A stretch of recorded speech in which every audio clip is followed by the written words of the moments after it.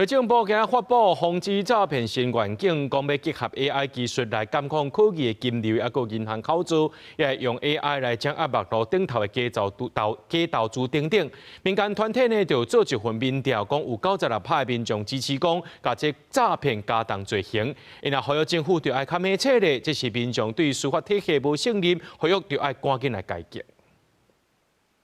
詐騙犯罪逐不時發生，對民眾的財產安全、社會信任造成威脅，也有因為詐騙人家散體失去性命。內政部日前發布防治詐騙新願景，要建立金融阻止詐騙聯防平台，運用 AI 的技術來監控科技的金流甲銀行口資，嘛講會用 AI 來掌握社群平台的假投資、詐騙廣告等等，強化通報和落架的效率。AI 人工的智慧導入以後，建構自動化的智慧搜報。我們會透過這個 Meta 資料廣告資料庫去截取高風險廣告貼文的內容，都會持續的針對這個去做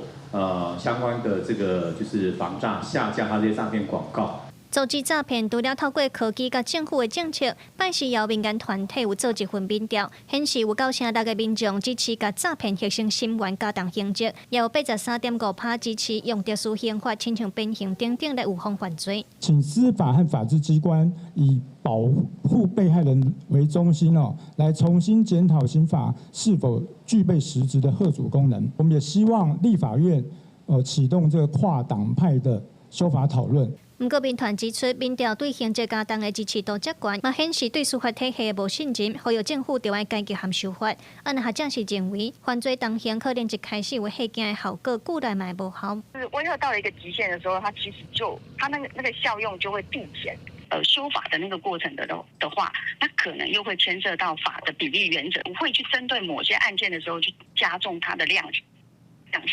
所以要朝修法那條路而言，可能也不是那麼快的去立竿見影。學者表示，無論是修法還是制度改革，都唔是上緊上有效的方式。政府要是要強化和民眾的觀念溝通甲防範意識，才會當讓民眾了解安怎保護家己。記者盧尚祖、鄭俊堯、林曉凱台北報道。